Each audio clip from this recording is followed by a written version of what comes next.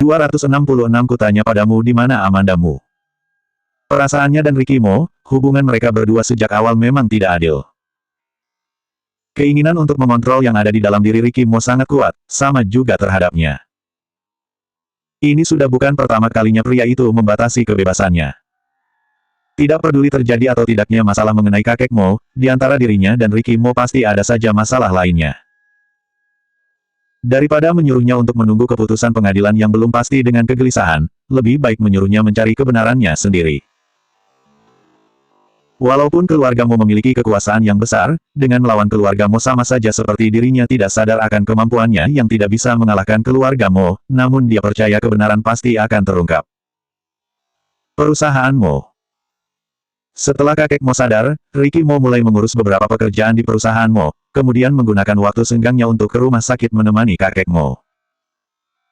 Pukul 10, dia baru saja menyelesaikan sebuah rapat, kemudian menerima telepon dari pengawalnya. Tuan muda, Nyonya muda kembali menghancurkan barang-barang, dan juga mengusir semua pelayan keluar dari rumah. Amandamu kembali melempar barang lagi. Di internet mengatakan jika setelah wanita hamil maka emosinya akan menjadi buruk. Ricky Mo terdiam sejenak, berucap, biarkan saja. Pengawal yang mendengar jawaban Ricky Mo, tanpa bisa ditahan menghela nafas berat, tuan mudanya sangat memanjakan Nyonya muda. Hanya saja, dia masih sedikit tidak mengerti, masalah yang terjadi pada kakek Mo apakah itu sebenarnya perbuatan Nyonya muda. Orang-orang di luar sana mengatakan jika Nyonya muda yang melakukannya. Tuan muda juga sepertinya mencurigai Nyonya muda, namun dari perilaku Tuan muda tidak memperlakukan Nyonya muda dengan kasar karena masalah kakek Mo. Sudahlah, sebaiknya tidak usah dipikirkan jika tidak mengerti. Ricky Mo menutup teleponnya, melangkahkan kakinya ke ruangannya. Dari ruang rapat menuju ruang direktur hanya berjarak 10 meter, saat dia berjalan hingga setengahnya, sang asisten membawa 2 dokumen penting yang membutuhkan tanda tangannya segera. Dia mengambil dokumen itu, membacanya sambil berjalan ke arah ruangannya. Selesai membaca dokumen yang kedua, saat Ricky Mo akan menandatanganinya, tiba-tiba teringat dengan ucapan pengawalnya tadi. Seketika gerakan Ricky Mo yang akan menandatanganinya terhenti, kemudian mengulurkan tangannya mengambil handphonenya, namun karena tangannya bergetar, tanpa hati-hati handphonenya jatuh ke atas lantai. Amandamu bukanlah orang yang brutal, tidak akan bertindak sesuka hati, emosinya juga tidak pernah meledak-ledak. Bahkan dia tidak memiliki kebiasaan menghancurkan barang saat suasana hatinya sedang buruk. Sebelumnya, dia mengatakan dia menghancurkan barang, yaitu saat dia mendatangi ruangannya untuk mencuri buklet tempat tinggal. Kalau begitu kali ini, dia menghancurkan barang, pasti juga ada tujuannya.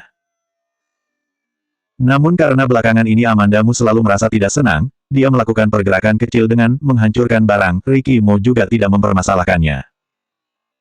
Namun, barusan dia mengingat kembali ucapan pengawal. Menghancurkan barang, dan mengusir semua pelayan dari rumah. Asisten yang berada di sampingnya yang melihat situasi tersebut, membantu Ricky Mo mengambil handphonenya dari atas lantai. Asisten ini ada setelah Ricky Mo berada di perusahaan Mo, dirinya direkomendasikan oleh seseorang hingga bisa berada di posisi ini.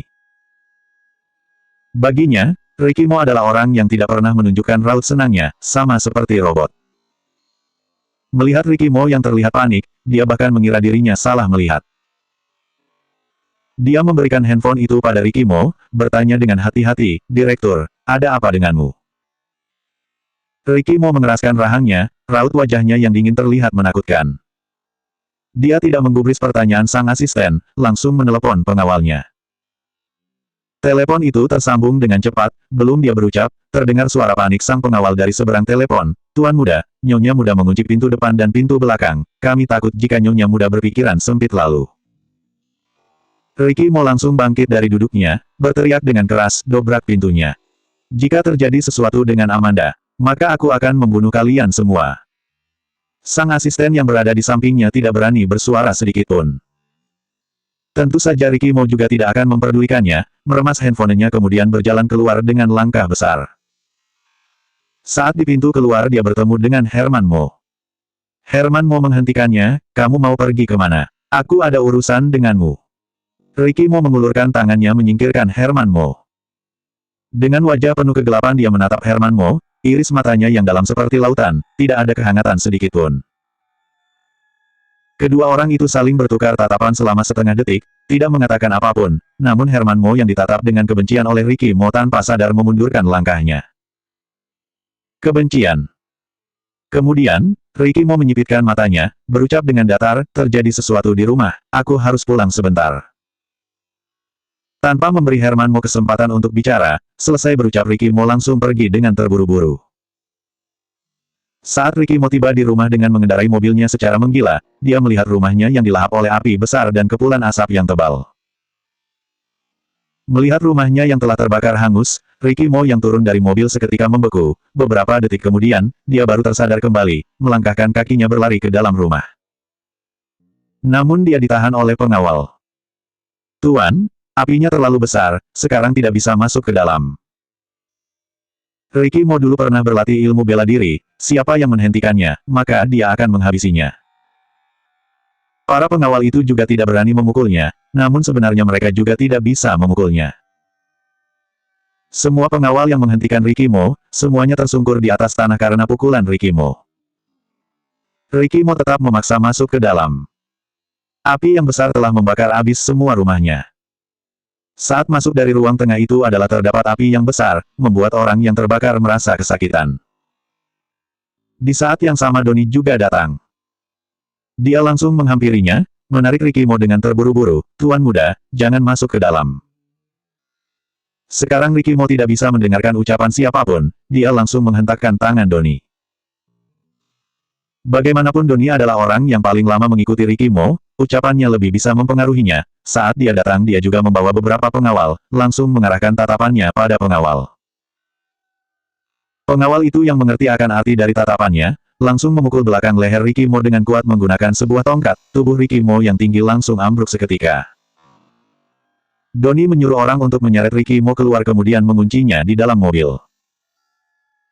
Walaupun pingsan karena dipukul, alis Ricky Mo tetap berkerut menjadi satu, alisnya berkerut menunjukkan garis-garis halus di keningnya. Dengan cepat pemadam kebakaran telah tiba, namun api yang melahap rumah itu terlalu besar, hingga membutuhkan waktu 2 jam api itu baru padam. Sedangkan rumah yang pernah terlihat mewah dan cantik itu, setelah dilahap oleh kobaran api, telah hangus tak tersisa. Donnie membawa orang masuk ke dalam rumah. Rumah itu telah terbakar hingga tidak terlihat lagi bentuk semulanya, apalagi mencari orang yang ada di dalamnya. Di saat yang bersamaan, Ricky Mo telah sadar. Sang pengawal juga tidak berani mengurungnya, akhirnya melepaskannya keluar. Dengan mata yang memerah, Ricky Mo terlihat seperti singa yang menggila, mencengkram pengawal yang melepaskannya, bertanya dengan suram, di mana Amanda? Nyonya muda, pengawal yang melihat Ricky Mo seperti itu, bahkan tidak bisa menyelesaikan kalimatnya dengan benar. Ricky Mo mencengkram bajunya dengan sangat erat, bahkan urat-urat di punggung tangannya pun terlihat menonjol keluar, berucap dengan keras, kutanya padamu di mana Amandamu. Pengawal itu terbata-bata, tidak bisa mengatakan apapun. Ricky Mo menghempaskannya, kemudian berlari masuk ke dalam rumah. Donnie sedang membawa orang masuk ke dalam untuk mencari orang.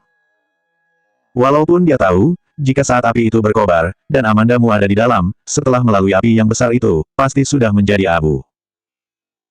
Tapi, tetap harus dicari. Donnie yang melihat Ricky Mo masuk ke dalam, berjalan menghampirinya. Tuan muda. Ricky Mo mengarahkan kepala tangannya memukul Donnie. Tenaga Ricky Mo sangat besar, Donnie yang mendapatkan pukulannya langsung terjatuh dengan keras, Ricky Mo menghampirinya dengan langkah lebar, kemudian kembali memberikannya sebuah pukulan. 267 meninggalkan kota J. Donnie merasa kesakitan hingga menarik nafas pun terasa sulit, namun dia tidak membalasnya, membiarkan Ricky Mo memukulnya. Saat ini James Gu juga segera datang, dengan cepat dia menahan lengan Ricky Mo, Ricky, tenanglah sedikit. Saat ini Ricky Mo telah kehilangan akal sehatnya, dan tidak bisa lagi mendengarkan ucapan James Gu, bahkan dia juga memukul James Gu. Dulu James Gu juga sering membuat ulah di jalanan, James Gu memiliki keahlian yang cukup baik, namun dia tetap tidak bisa menghentikan Ricky Mo yang kehilangan akal sehatnya. Hingga akhirnya, kedua orang itu penuh luka, merasa lelah hingga tidak bisa bergerak lagi, dan langsung terbaring di atas lantai yang penuh dengan tumpukan abu. Saat mereka berdua sedang bertengkar, Donnie tidak menghentikan mereka, dia langsung mengajak orang yang dibawanya untuk mencari sekali lagi di bagian luar dan dalam rumah. Sama seperti dugaannya, tidak ada satu jejak pun. Kebakaran ini membakar hingga semuanya habis tak tersisa. Donnie berjalan menghampiri Rikimo, suaranya sedikit rendah, kami tidak menemukan nyonya muda. Selesai Donnie berucap, dia sudah bersiap untuk dihajar. Namun tinjuan yang dia perkirakan itu tidak menghampirinya. Rikimo yang mendengar ucapannya, tidak menunjukkan reaksi apapun, hanya menatap atap yang hitam tanpa bergerak sedikitpun, seperti tidak mendengar ucapan Donnie. Donnie menolehkan kepalanya menatap James Gu. James Gu mengulurkan tangannya mengusap sudut bibirnya, kemudian membalikkan tubuhnya mengeluarkan liur bercampur darah ke tumpukan abu itu, jangan pedulikan dia, biarkan dia menggila, sialan, bahkan aku tidak bisa bangkit berdiri, Donnie cepat bantu aku. Donnie berjalan memapah James Gu. James Gu terhuyung sejenak kemudian baru berdiri dengan stabil. Tadi Rikimo memukulnya dengan sangat kuat, jika bukan karena dia pernah berlatih ilmu bela diri, sehingga masih bisa melawan Rikimo, jika tidak mungkin saat ini dirinya sudah berada di ruang gawat darurat. Karena terluka, James Gu menghela nafas dalam, berucap pelan pada Donnie yang ada di sampingnya, biarkan tuanmu itu untuk tenang sejenak, tidak perlu memperdulikannya. Walaupun Donnie sedikit tidak tenang, namun dia menganggukkan kepalanya. James Gu berjalan keluar dengan dipapa oleh Donnie, dan menemukan para reporter yang membelakangi rumah yang terbakar habis sedang melakukan wawancara langsung. James Gu langsung terburu-buru berputar ke sisi lain masuk ke dalam mobil. Namun Donnie tidak seberuntung itu. Mata reporter yang tajam itu melihat Donnie, dan langsung mengelilinginya. Apakah kamu adalah bawahan tuan mudamu? Apa nyonya mudamu masih berada di dalam? Apakah dia bunuh diri karena menghindari hukuman? Tadi aku melihat tuan mudamu masuk ke dalam, apa yang dia lakukan di dalam, kapan akan keluar? Kudengar hari ini nyonya mudamu mendapat panggilan dari pengadilan, hari ini dia memutuskan untuk bunuh diri, bukankah membuktikan, jika memang dia yang mendorong kakekmu dari tangga? Pertanyaan para reporter itu semuanya seputar Amandamu, satu demi satu melontarkan pertanyaan yang tajam. Donnie hanya berucap dengan dingin, tidak ada komentar. Kemudian, pengawal langsung datang mengusir para reporter. Sebuah desa di sisi utara kota J, sebuah kedai mie yang usang. Amandamu duduk di depan meja makan, di depannya terletak semangkuk mie telur yang masih hangat, dia mengangkat pandangannya melihat televisi yang sedang menyiarkan berita. Siang ini, sebuah rumah mewah yang terletak di pertengahan gunung terbakar di kota ini, menurut informasi yang dipercaya, rumah ini adalah rumah Rikimo pewaris perusahaanmu. Kemudian gambar di layar berubah, menjadi laporan reporter yang berada di lokasi rumah itu. Mengikuti kamera, Amandamu melihat rumah yang pernah terlihat megah itu, telah menjadi sebuah reruntuhan. Terlihat bayangan Donnie di dalam kamera. Donnie yang memakai setelan jas, di dalam kamera bisa terlihat terdapat abu di wajahnya. Amandamu berpikir, pasti karena Donnie membawa orang masuk ke rumah untuk mencarinya, maka penampilannya menjadi seperti itu. Menghadapi pertanyaan tajam dari para reporter, Donnie hanya berucap dengan datar dan dingin, tidak ada komentar. Orang bawahan Rikimo, tidak ada yang berperilaku baik, sedangkan Donnie juga bukan hanya seorang asisten biasa, kemampuannya jauh lebih kuat daripada seorang asisten. Pemilik kedai mie ini adalah seorang parubaya. Melihat Amandamu yang sedang menonton berita, dia duduk di sampingnya berucap sambil berdecak, rumah orang kaya ini, banyak benar salahnya, ku dengar gadis itu baru berusia 20-an. Putriku masuk ke universitas juga di usia ini, Aish, sungguh sangat disayangkan. Amandamu yang mendengar hal itu, mengulurkan tangannya menurunkan sedikit topi yang dikenakannya, kemudian mengambil sumpit dan memakan mie itu. Kemudian berucap tanpa pikir, ku dengar orang-orang mengatakan wanita itu bunuh diri karena menghindari hukuman. Kemudian pemilik itu kembali melanjutkan, melakukan kejahatan sebesar apapun jika tidak berpikir panjang maka ingin bunuh diri, menurutmu masalah soal kakekmu. Ku dengar kakekmu tidak meninggal, situasi seperti ini paling parah hukuman selama beberapa tahun kan. Amandamu memakan mie-nya, mengaduk mie itu dan berucap, belum tentu, bagaimana jika keluargamu merasa mengurungnya selama beberapa tahun, tetap tidak bisa memedam amarah mereka. Ditambah lagi keluargamu memiliki kekuasaan yang besar, akhir dari gadis ini semuanya pasti bergantung pada ucapan keluargamu kan. Tidak mungkin sekejam itu, bagaimanapun dia itu istri dari tuan mudamu. Amandamu tertawa sejenak, tidak berucap apapun lagi. Selesai Amandamu menghabiskan mie-nya, dia mengeluarkan sebuah kotak dari dalam tas. Benda kesayangan Rikimo, kotak ballpoint yang dikunci di dalam laci. Dia sangat jarang melihat Ricky Mo bisa sangat menyayangi suatu benda, sebelumnya saat dia naik ke atas menuangkan bensin, setelah dia pikir-pikir dia tidak terlalu tega, jadi dia mengeluarkannya. Kode berangkas juga sangat mudah, yaitu menggunakan hari ulang tahun Ricky Mo, dia mencobanya satu kali dan langsung terbuka. Amanda Mu tersenyum kemudian memberikan uang pada pemilik kedai, "Bos, ini uangnya." Pemilik itu menerima uangnya, "Aish, tunggu sebentar aku akan mengambil kembalian." Kebetulan samping kedai mie itu adalah tempat pengiriman barang. Amanda Mu membawa kotak itu berjalan ke sana, "Aku ingin mengirim barang." Di depan pintu itu terdapat banyak barang, sang pemilik juga tidak mengangkat kepalanya, "Kirim kemana?" Amanda Mu berucap dengan pelan, "Kota yang sama, media sending." 20.000, sang pemilik melihat benda yang ada di tangan Amanda Mu, kemudian memberikan sebuah kertas. Amanda Mu membungkus kotak itu dengan rapi, di kolom penerima tertulis nama James Gu, kemudian menambahkan 2 huruf XN di belakangnya. Tulisannya sangat kecil, tidak begitu terlihat. Dia menyalakan api membakar rumah itu, bukan untuk membuat dirinya berpura-pura bunuh diri, tapi untuk kabur keluar. Ricky Mo sangat pintar, tentu saja tidak sama seperti orang-orang di luar sana, yang mengira dirinya meninggal. Jadi, dia juga tidak ada hal yang perlu disembunyikan. Hanya saja setelah ini, dia harus berpikir lebih keras untuk bersembunyi dari Ricky Mo. Ricky Mo pasti akan menyuruh orang untuk mencarinya. Sedangkan kasus kakek Mo, pasti akan ditunda sementara, karena kebakaran ini yang menyebabkan ketidakjelasan akan hidup dan mati dirinya. Semuanya akan berjalan semestinya, sesuai dengan rencana. Hanya saja, Amanda Mu mengulurkan tangannya menyentuh perutnya sendiri. Kehadiran anak ini membuat rencananya berantakan. Sekarang masih berusia sangat kecil, saat musim dingin mengenakan pakaian yang tebal tidak akan terlihat. Namun beberapa bulan kemudian, saat usianya semakin besar, dia akan kesulitan melakukan apapun. Sedangkan yang ingin dia lakukan sekarang adalah, meninggalkan kota J, membuat Ricky Mo tidak dapat menemukannya. Dia tidak memiliki kemampuan untuk terus-menerus bersembunyi dari Ricky Mo, namun karena dia sudah melakukan tahap pertama, tidak ada lagi jalan untuk kembali. 268 satu harga, 200 juta. Kota J adalah kota metropolis internasional, tergolong kota yang sangat besar di dalam negara. Bagi orang biasa, jika ingin mencari seseorang di kota J, sama seperti mencari jarum di dalam tumpukan jerami. Namun, berbeda dengan Ricky Mo, dia memiliki kekuasaan, tidak memiliki kekurangan apapun baik dalam kemampuan maupun keuangan. Jika dia ingin menemukan Amanda Mu, sama mudahnya seperti membalikkan telapak tangan. Dia tidak bisa menggunakan handphonenya, juga tidak bisa tinggal di hotel. Jadi dia hanya dapat mencari sebuah hotel kecil yang tidak terlalu formal, yang bahkan untuk check-in pun tidak membutuhkan kartu identitas.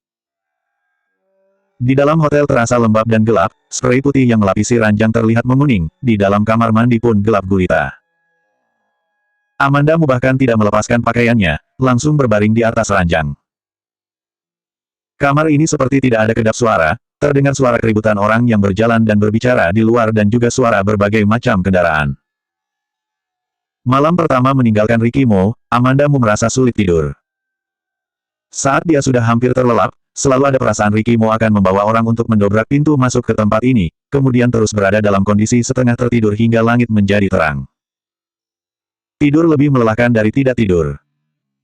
Dan yang lebih parahnya lagi, di kamar mandi tidak ada air panas di pagi hari. Amanda Mu menggertakkan giginya mencuci wajah dengan air dingin, setelah membereskan barang-barangnya dia langsung check out meninggalkan tempat itu. Dia tidak bisa tinggal terlalu lama di satu tempat. Dia sangat mengerti, bagaimana Ricky Mo. Keluar dari hotel, Amanda Mu langsung pergi ke stasiun bis. Area ini dekat dengan pinggir kota, awalnya sebuah desa yang dekat dengan kota J, kemudian kota J semakin diperluas, hingga akhirnya menjadi satu dengan desa ini, namun belum banyak perencanaan pembangunan, jadi banyak tempat yang tidak formal. Tidak jauh dari hotel ada sebuah stasiun bis, membeli tiket di sana tidak perlu menunjukkan kartu identitas, kemarin saat dia datang kemari dia sudah mencari tahunya. Amanda Mu berdiri di pinggir jalan, saat sedang menunggu lampu merah, terlihat sebuah tangan terulur di balik tubuhnya kemudian menepuk bahunya, memanggilnya dengan tidak yakin, "Amanda." Seketika tubuh Amandamu membeku, apa secepat ini dia akan dibawa kembali oleh Ricky Mo. Orang yang menepuk bahunya berjalan ke hadapannya, sedikit memiringkan kepalanya menatapnya, berucap dengan wajah yang penuh dengan keterkejutan, ternyata benar kamu. Amandamu melihat dengan jelas orang yang ada di hadapannya, dia juga tertegun, Emeline, bagaimana bisa kamu ada di sini? Setelah Emeline pergi waktu itu, selain Amandamu pernah menghubunginya satu kali, ini adalah pertama kalinya mereka berdua bertemu kembali. Sekarang kondisi Amandamu sangat sulit, sedikit memicingkan matanya menatap Emeline Kin, kemudian menatap sekitar dengan waspada. Telah terjadi kebakaran besar pada rumah Ricky Mo, kemudian masuk ke dalam berita, tentu saja Emeline Kin juga mengetahuinya. Melihat raut wajah Amandamu yang penuh dengan kewaspadaan, Emeline Kin sedikit meninggikan dagunya, terlihat kesombongan dalam raut wajahnya, namun berucap menjelaskan, kru media sedang menyiapkan drama baru, aku datang kemari sekalian untuk melihat bagaimana pengambilan gambarnya. Kru media di dalam negeri, produser adalah orang yang paling berhak untuk bicara, semuanya berada di bawah kendali produser. Jika tidak ada apapun aku pergi dulu, di saat seperti ini bertemu dengan Emeline Kin, Amandamu merasa ini bukanlah hal yang baik. Namun Emeline Kin menghentikannya, ayo cari suatu tempat untuk berbincang, kamu bilang ingin memberiku naskah tapi kamu belum mengirimkannya padaku. Amandamu langsung menolaknya, tidak ada waktu. Emeline Kin terdiam beberapa detik, berucap, kamu tidak perlu takut jika aku akan membocorkan keberadaanmu, aku tidak memiliki waktu sebanyak itu. Amandamu berpikir sejenak, kemudian menganggukkan kepalanya. Di sekitar sana tidak ada tempat seperti kafe, jadi mereka berdua hanya bisa menemukan kedai milk tea. Emeline Kin memesan 2 gelas milk tea hangat, kemudian menggeser 1 gelas ke hadapan Amandamu. Terima kasih. Amandamu memasukkan sedotan ke dalam mulutnya kemudian meminumnya. Emeline Kin menatap Amandamu beberapa detik dengan tatapan menilai, di luar dari perkiraanku, kamu bahkan tidak terlihat menyedihkan sedikit pun, beberapa waktu ini sering terjadi masalah pada keluargamu, membuat kota ini heboh dengan beritanya, dan semua itu berhubungan denganmu. Amandamu mengangkat kepalanya menatapnya, kamu sangat putus asa. Emeline Kin tertawa sejenak dengan santai, sedikit, perlihatkan padaku naskahnya. Amandamu yang mendengar hal itu, langsung menyalakan laptopnya kemudian menyerahkannya pada Emeline Kin. Amandamu menuliskan naskah tentang ketegangan masalah, tapi juga mencampurkan sedikit bagian percintaan. Jenis seperti ini, memiliki peluang besar di dalam negeri ini. Ayah Emeline Kin adalah direktur stasiun televisi, sejak kecil dia sering berhubungan dengan orang-orang terkenal dan sutradara ternama, karena sering melihat hal itu, dia memiliki kemampuan akan hal itu secara alami. Dia menggeser kursor mouse dengan santai melihatnya sekilas, kemudian mulai melihatnya dari chapter pertama. Sekali membacanya, dia tidak bisa berhenti, bahkan tatapan matanya terlihat berbinar. Amandamu tahu, jika Emeline Kin menyukai naskahnya. Dia mengulurkan tangannya, menutup laptopnya dan menariknya ke hadapannya. Emeline Kin segera berdiri dengan panik, Aish, biarkan aku membacanya sedikit lagi.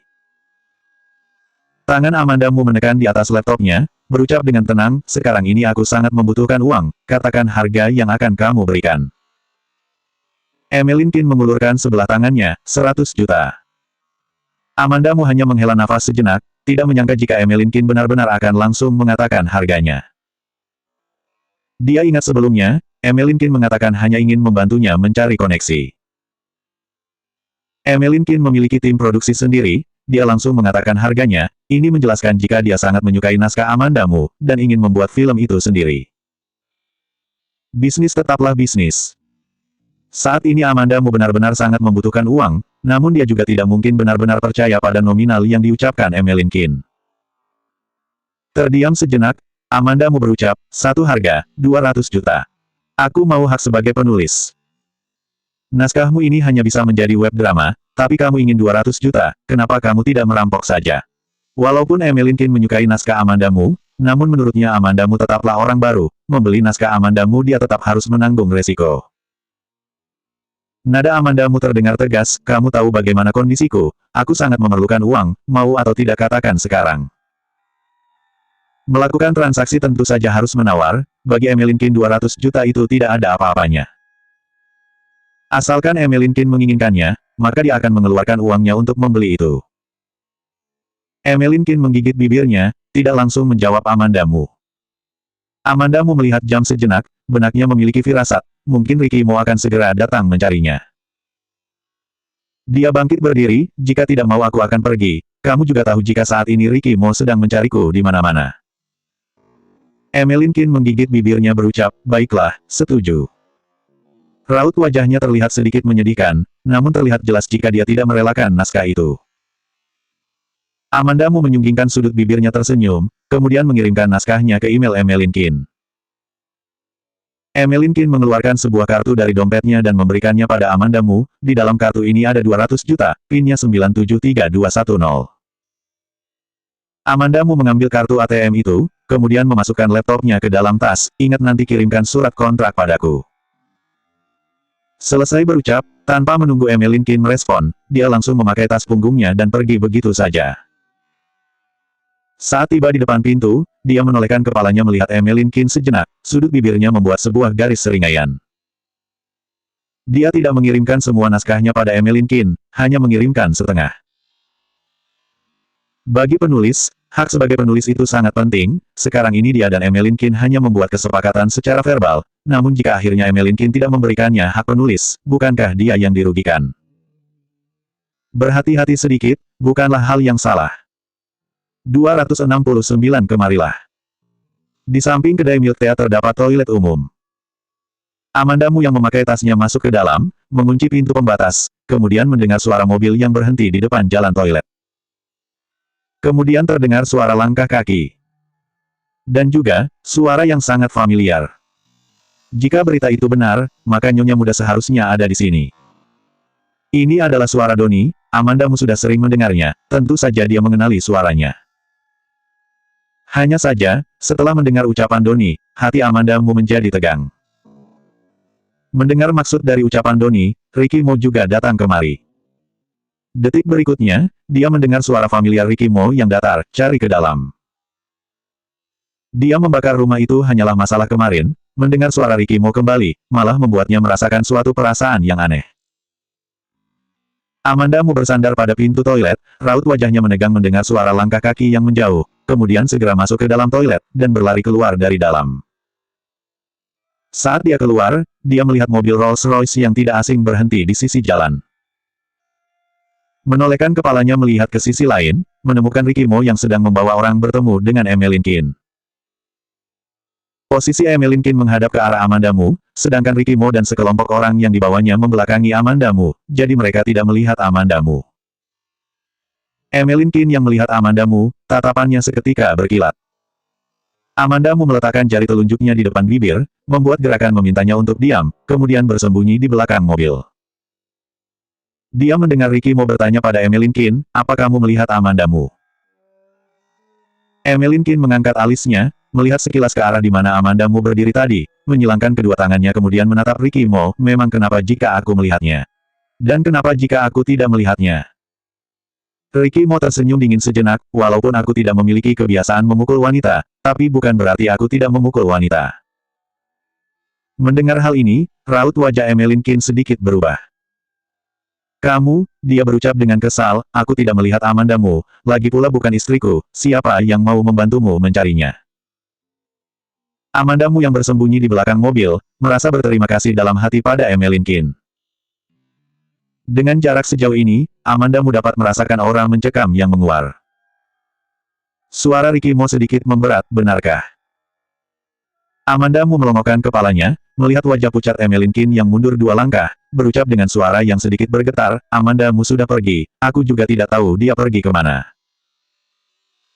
Untung saja sejak awal Amandamu sudah bisa menebak jika Emeline Qin tidak bisa dipercaya. Saat Emeline Qin membuka mulutnya, Amandamu dengan cepat membalikkan tubuhnya berjalan masuk ke sebuah gang kecil.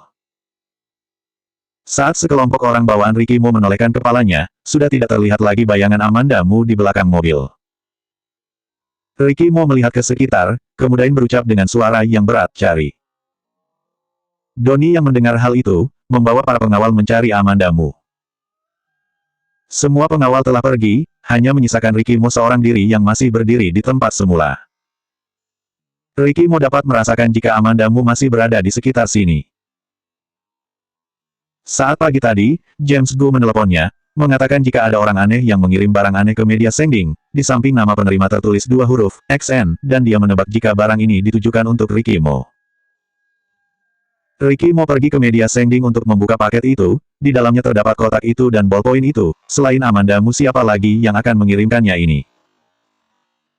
Kemarin dia bertengkar dengan James Gu, dia juga sudah lebih tenang, dan berpikir jika Amanda Mu tidak mungkin bunuh diri, dia pasti kabur. Namun, tidak melihat Amanda Mu secara langsung, dia tetap merasa tidak tenang.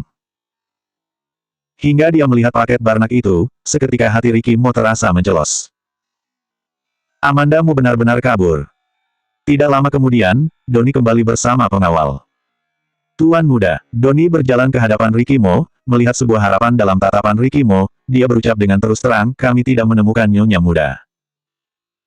Selesai dia berucap, dia menundukkan kepalanya tidak berani melihat raut wajah Ricky Mo. Ricky Mo tidak tidur semalaman, saat tadi pagi menerima paket itu seketika dia menjadi bersemangat. Mereka mengira jika tiba di sini maka mereka akan menemukan Amanda Mu, namun ternyata mereka tidak menemukannya. Tidak jauh dari sana, Amanda Mu diam-diam memutar tubuhnya pergi dari sana. Di dunia ini, asalkan kamu memiliki hati, mencari seseorang dan bersembunyi dari seseorang, adalah hal yang mudah untuk dilakukan. Ini bukanlah hal yang sulit. Amanda Mu pergi ke stasiun bis, dia menaiki bis terakhir menuju kota L. 4 jam perjalanan, Amanda Mu tertidur hingga tiba di kota L. Saat turun dari bis, waktu sudah menunjukkan sore hari. Amanda Mu pergi menarik uang dari kartu yang diberikan Emeline Kin terlebih dahulu, kemudian mencari tempat untuk makan. Berita yang disiarkan di restoran masih berita yang berhubungan dengan keluarga Mo. Dilaporkan, kemarin nyonya muda keluarga Mo melakukan aksi bunuh diri dengan membakar rumahnya, hingga hari ini belum ditemukan mayatnya, rumah itu juga terbakar cukup parah, sumber terkait mengatakan, jika mungkin nyonya muda keluarga Mo telah meninggal dalam kebakaran itu. Amanda Mu merasa sedikit terkejut. Jelas-jelas dia masih hidup, namun jika dilihat dari laporan berita, sepertinya ada seseorang yang memang sengaja mengarahkan opini publik ke arah dia yang meninggal dalam kebakaran. Apakah Ricky Mo? Ricky Mo tahu pemikirannya, jadi dia mengikuti arusnya, membiarkan media membuat laporan seperti ini. Sebenarnya apa yang dipikirkan Ricky Mo, Amanda Mo tidak bisa menebaknya. Setelah meninggalkan kota J, hati Amanda Mu merasa sedikit lebih lega, tidak mungkin Ricky Mo bisa menemukannya hari ini di sini. Kemudian, kenyataan membuktikan, jika pemikiran Amanda Mu terlalu naif. Ricky Mo adalah orang yang selalu menepati ucapannya, bertindak dengan cepat dalam hal mencari Amanda Mu, dan bertindak dengan tegas. Malam itu, saat tertidur di tengah malam, Amanda Mu mendengar suara pergerakan di lorong. Ada suara langkah kaki, dan juga suara orang sedang berbicara. Amanda Mu bangkit dengan waspada, menempel pada pintu dan mendegarkannya, kemudian berjalan ke sisi jendela. Dia tinggal di lantai 3, tidak mungkin jika dia melompat ke bawah. Apakah harus seperti di dalam film, menggunakan spray kasur sebagai tali untuk kabur? Dia bisa saja melakukan hal itu, namun dia tidak mungkin membahayakan anak yang ada di dalam perutnya. Saat dia sedang ragu-ragu, terdengar suara debuman pintu yang dipaksa buka dari luar. Kemudian, terdengar suara klik seketika lampu di kamar menyala. Seketika mata Amanda Mu tidak terbiasa dengan cahaya lampu yang menyakitkan matanya, mengulurkan tangannya menutup matanya. Saat matanya sudah terbiasa dengan cahaya, saat dia menolehkan kepalanya ke arah pintu, dia melihat bayangan tubuh Ricky Mo yang tinggi. Amanda.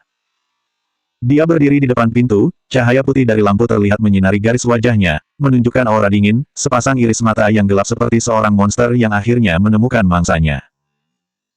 Amanda Mu tahu, jika pelariannya telah berakhir. Tidak lebih dari 30 jam, dia sudah ditemukan oleh Ricky Mo. Namun dia merasa sedikit tidak rela, masih berdiri di tempatnya semula tanpa bergerak. Ricky Mo bersuara dengan tidak tergesa-gesa, kemarilah. Amanda Mu tidak ingin menghampirinya. Namun, apa ada cara lain selain menghampirinya? Amanda Mu berjalan menghampirinya, Ricky Mo menyunggingkan bibirnya, kemudian menggendongnya dengan gaya bridal style, dan membalikkan tubuhnya berjalan keluar. 270 Kota J, adalah area kekuasaan keluarga Mo. Amanda Mu melakukan pemberontakan kecil pada Ricky Mo, dia tidak melingkarkan tangannya ke leher Ricky Mo. Suasana hati Ricky Mo sepertinya sedang baik, dia tidak mempermasalahkan hal itu sama sekali, malah berucap dengan nada mengejek, Amanda, kamu telah membakar rumahku, hanya untuk kabur ke tempat seperti ini. Kali ini hotel yang ditempati Amandamu juga tidak perlu melakukan check-in. Jadi fasilitasnya tidak seberapa. Semua bercampur menjadi satu, berbagai macam orang ada di tempat ini. Amandamu menipiskan bibirnya, tidak mengatakan apapun. Dia gagal, sekarang dia tertangkap oleh Ricky Mo, dia telah kalah, tidak ada hal lain yang bisa diucapkannya. Saat turun ke bawah, dia menyadari jika ruangan besar di tengah hotel itu sunyi senyap, tidak ada satu orang pun, mungkin pemilik dan para tamu ketakutan karena Ricky Mo. Ricky Mo membawa cukup banyak orang kemari, pengawal dengan setelan jas, sekali melihatnya maka orang-orang akan mengetahui jika dia bukanlah orang yang bisa diganggu, akan aneh jika orang biasa tidak takut padanya. Mobilnya berhenti di depan hotel, pengawal membukakan pintu untuknya, Ricky Mo masuk ke dalam sambil menggendong Amandamu. Saat Amandamu terduduk, dia menggeser tubuhnya mendekat ke jendela. Namun dengan cepat, Ricky Mo menarik lengannya, membawanya mendekat ke tubuhnya.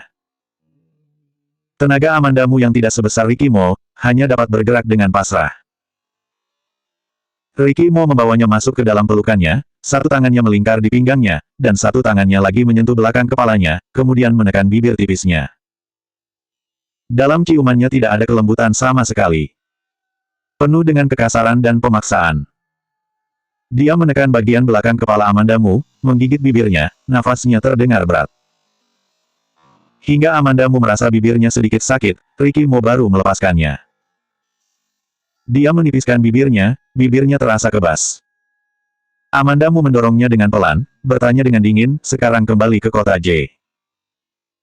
Kenapa, masih ingin bermain kucing tikus denganku? Ricky Mo tidak melepaskannya, masih memeluknya dengan erat, seperti takut jika dia akan kabur lagi.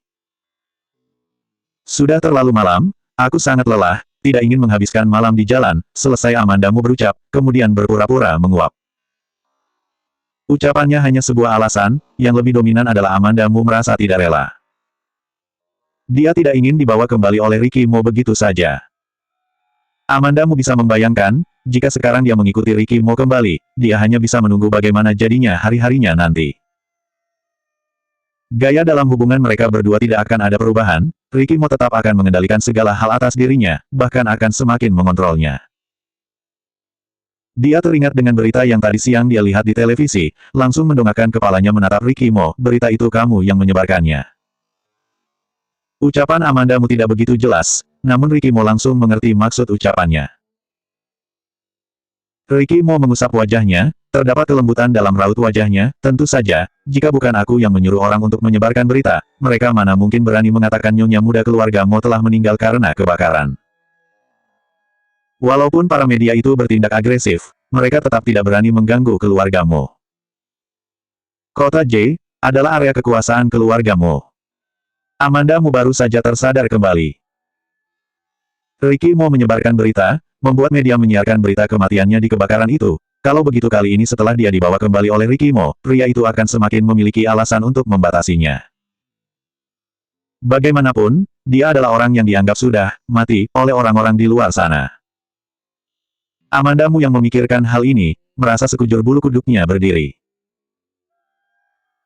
Ricky Mo bisa merasakan tubuh Amandamu yang membeku, terlihat sebuah arti dalam kilatan tatapannya, seperti mengerti dengan apa yang dipikirkan Amandamu, dia menundukkan kepalanya mencium pelan kening Amandamu, berucap menenangkan, malam ini kita akan menginap di hotel, besok baru kembali ke kota J. Amandamu sedikit menolak sentuhan Ricky Mo. Dia membeku di dalam pelukan Ricky Mo seperti sebuah batu, namun dia hanya bisa membiarkan Ricky Mo membawanya ke hotel, tidak mengucapkan kata penolakan sedikitpun. Dengan sifat Ricky Mo, kali ini Amandamu telah membuatnya marah karena membakar rumahnya. Sejak Ricky Mo menemukannya hingga sekarang dia yang menahan diri untuk tidak mengeluarkan amarahnya, sudah sebuah keberuntungan untungnya. Tentu saja Amandamu tidak berani memancing amarahnya lagi. Hotel yang ditempati Ricky Mo tentu saja hotel terbaik di kota ini. Fasilitasnya jauh lebih baik 1000 kali lipat, dibandingkan dengan hotel kecil tanpa check-in yang ditempati Amandamu tadi. Setelah masuk ke dalam kamar, Amandamu duduk di atas ranjang tanpa bergerak. Ricky Mo melepaskan jaketnya, dan memerintah, mandilah. Amandamu seperti seorang robot, saat Ricky mau mengeluarkan perintahnya, maka dia akan langsung melaksanakannya. Hanya saja, baru saja kakinya melangkah masuk ke dalam kamar mandi, menyadari jika Ricky Mo juga mengikutinya dari belakang. Amandamu mengerutkan alisnya, apa yang kamu lakukan? Ricky Mo menyunggingkan sudut bibirnya, tersenyum dingin, berucap dengan suara rendah, tentu saja melihatmu. Suaranya yang rendah, menunjukkan aura yang dingin. Memangnya aku bisa kabur kemana sekarang? Amandamu tersenyum, syarat akan mengejek. Ricky Mo berucap dengan nada serius, bahkan kamu berani membakar rumahku, apalagi hotel ini. Amandamu yang mendengarnya, seketika tertegun. Dia tidak mengerti dengan jalan pikir Ricky Mo. Dia berani membakar rumah Ricky Mo, karena dia beruntung Ricky Mo tidak memperdulikan rumah itu. Sedangkan hotel ini, dia mana berani membakarnya. Dia tidak takut pada apapun, apakah itu wajar? Amandamu melihat sikap Ricky Mo yang tenang, tidak menunjukkan tanda-tanda ingin mengalah, tanpa peduli pada apapun lagi dia langsung melepaskan pakaiannya dan mandi di hadapan Ricky Mo. Dia masuk ke dalam bathtub, memunggungi Ricky Mo. Namun, walaupun dia memunggungi Ricky Mo, dia dapat merasakan tatapan Ricky Mo yang menatap tubuhnya, jika tatapannya bisa mengeluarkan api, maka seperti bisa membakarnya kapan saja. Amandamu terpaksa menyelesaikan mandinya, saat selesai mandi, Ricky Mo membungkus tubuhnya dengan handuk kemudian menggendongnya kembali ke ranjang. Di saat yang bersamaan, terdengar suara ketukan pintu dari luar. Ricky Mo pergi membuka pintu, saat kembali tangannya membawa sebuah paper bag. Dia meletakkan paper bag itu di nakas samping ranjang, ganti pakaianmu.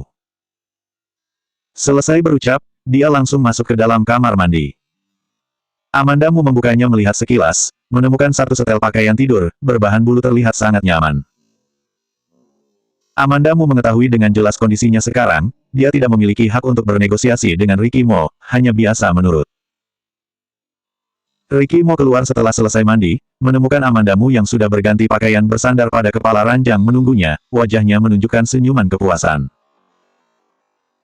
Dia membungkukkan tubuhnya memberikan ciuman ringan di atas bibir Amandamu, nada bicaranya terdengar lembut, seterusnya tetaplah menurut seperti ini, jangan memancing amarahku. Amandamu mengepalkan kedua tangannya, tidak memberontak juga tidak membalasnya. Ricky Mo melihat reaksi kecil yang ditunjukkannya, tatapannya sedikit mendingin, namun tidak mengeluarkan kemarahannya. Dia menarik Amandamu masuk ke dalam pelukannya, tidurlah. 2 hari ini Amandamu terus kabur, bersembunyi di sana-sini, makan dan tidur dengan tidak teratur, walaupun dalam hatinya sedikit menolak Ricky Mo, namun dia tidak bisa menahan rasa kantuknya, tidak lama kemudian dia telah terlelap. Ricky Mo melihatnya yang tertidur, raut wajahnya mengeras. Kamu tidak akan bisa kabur dariku. Selanjutnya 271 nomor plat mobil yang akrab.